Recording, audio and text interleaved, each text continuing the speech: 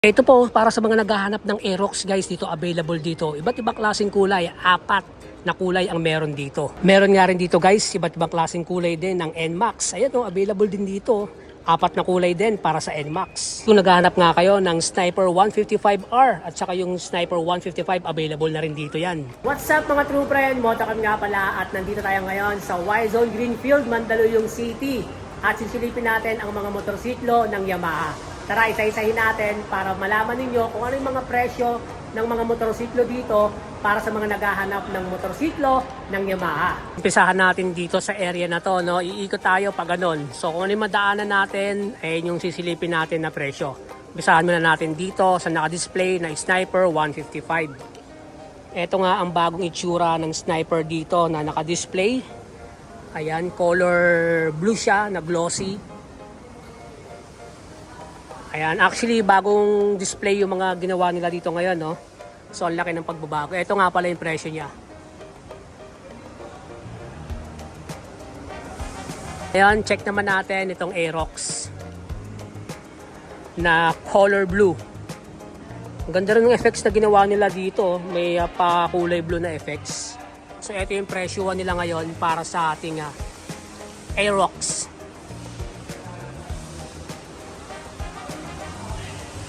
Ayan yung gulong, ito yung side, sa tambucho, sa taillight. Ayan. Sa Sniper naman, ganito ang itsura niya. Sa taillight. And then yung gilid. Tapos yung kanyang panel.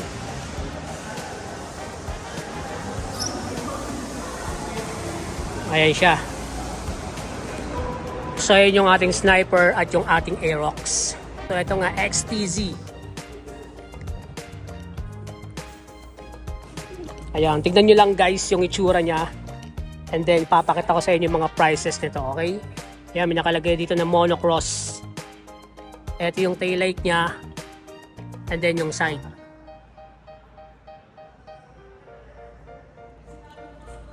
XTZ 125 to.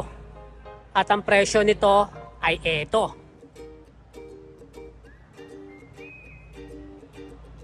Okay, next naman natin. Itong WR155R. Ito naman ang itsura niya. Makina, gilid, likod. Ito yung taillight. Then tambucho. Ayan. WR155R. At ang presyo naman nito guys, ito.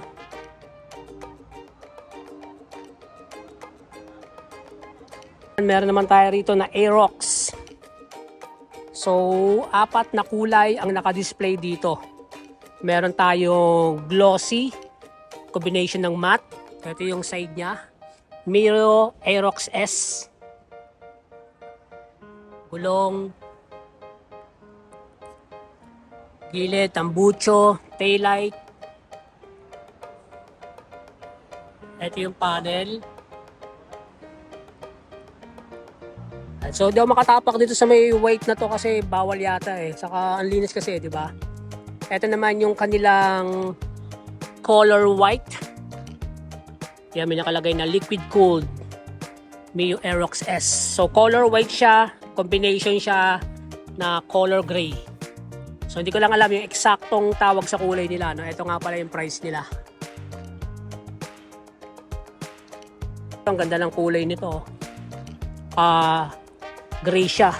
Tapos yung mugs niya may kulay na rin. Ito yung side niya.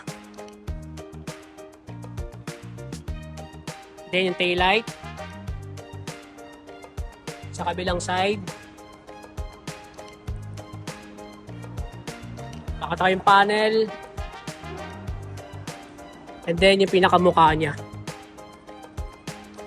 Napakaganda, di ba? Ito naman yung presyuhan nila, oh. Ito glossy black naman to.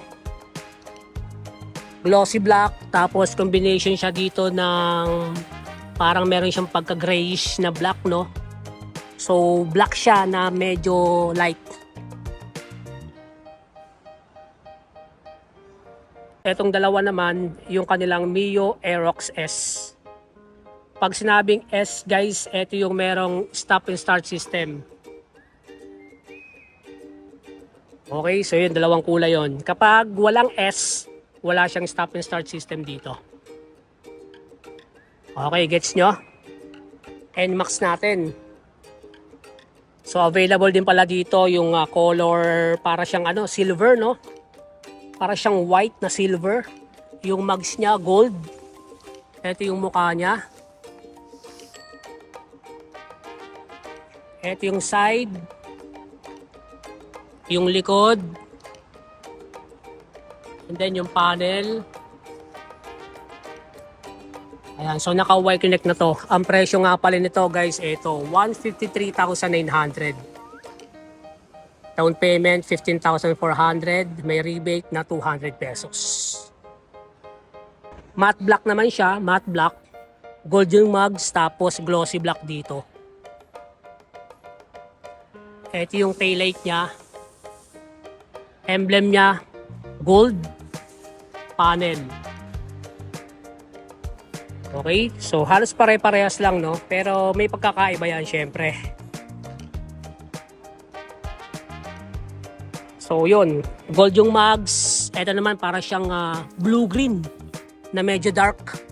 So matte color din siya, ganito yung emblem niya. So ito yung side. Ito yung panel. So lahat naman sila is Y-Connect. Tapos ito yung pinaka-premium sa kanila kasi mapapansin natin guys, yung mga mugs nila doon is gold, gold, gold. Pagdating dito, black na. So ganito yung motorsiklo natin, yung Yamaha. Ganda kasi ng kulay nito. Glossy siya na blue. Ito yung side niya. Emblem niya, silver. Ito yung likod. And then, kabilang side. So yung apat na kulay natin. Ito yung panel. So ito dual ABS and then meron siyang traction control system o yung TCS. So yun yung apat na kulay natin dito. Ito, dalawang version kasi to, no? Ayan, meron tayong gray. Ayan, may nakalagay na 6-speed, sniper. Ganito yung mukha nyo. Napakaangas ng itsura. Ganda ng kulay ng mugs, oh. Tapos ang ganda rin ng decals nyo. Ito yung taillight. Ito yung panel. Ayan, papansin natin dito guys, ano pa siya, hindi pa rin siya keyless. Okay, so ayun yung kaibahan. Ang presyo nga pala nito is ito, 123,900. Ayan.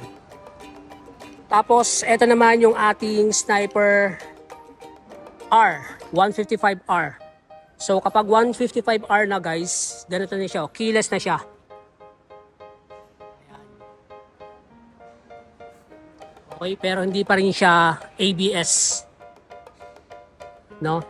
So yung sniper natin dito guys, hindi pa rin ABS, no? Ang presyo nga pala nito is ito. 129,900. Down ka ng 13,000, 6,260 ang kanyang monthly.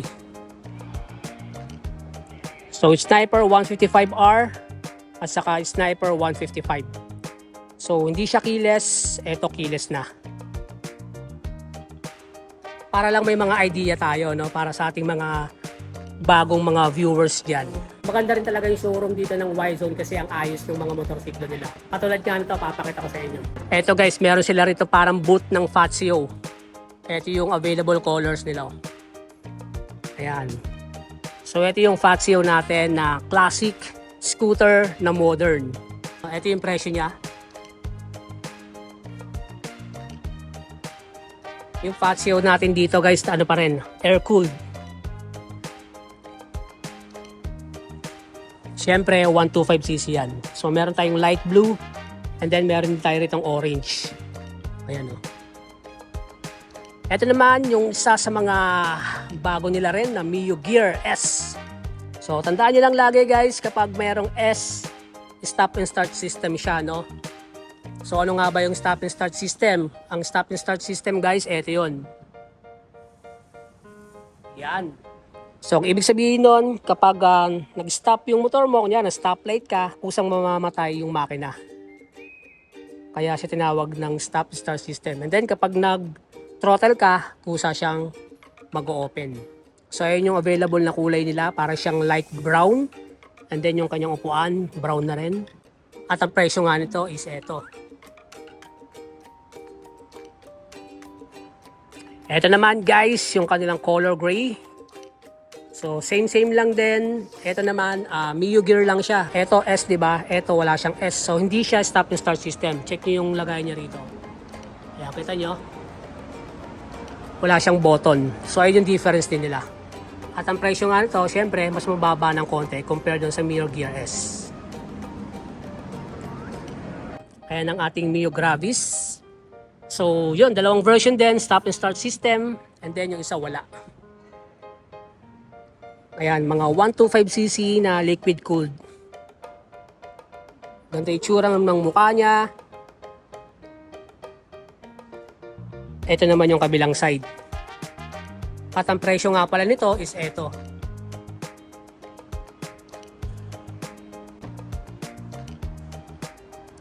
So, ganun din yung kabilang side.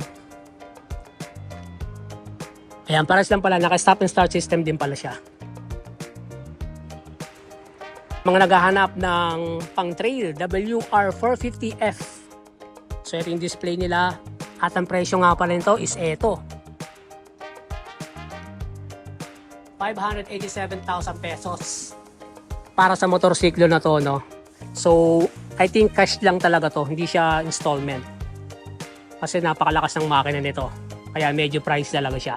Kunyari, meron tayong mga anak na mahilig magmotor or gusto nyo gawing career ang pagmumotor, ito yung pinaka the best para sa kanila. PW50. Apakaliit lang nito. At ang presyo nga pala nito is ito. 73,400 pesos. PW50. Ang cute, di ba? Ito naman, yung kanilang YZ65. Ayan, mga pang trail bike. Ganda oh. Maliit lang pero ang ganda ng pagkakagawa. Ang price naman nito is ito. 255,000 pesos. Ayos, di ba? Ito na guys, R15. Okay, 700cc naman tayo. Nandito nga ang R7. Ito naman guys, yung isa sa pinakamahal nilang motorsiklo dito, ang R1M. Ito naman guys, yung kanilang MT-15. Ito, MT-07, 700cc, no, X-Max. Ito yung kanyang panel. Then kung ano mga requirements dito guys, ayan driver's license lang company ID or government ID. And then, one proof of billing, pwedeng Meralco, Maynila, credit card, phone bill, saka proof of income. So, 1 month payslip and COE. Kung ikaw ay self-employed, business permit, mayor's permit. Kung ikaw naman ay seaman o OFW, latest and previous contract. Yun lang guys. Dito lang yan sa may Greenfield, Highway Hills, Mandaluyong City.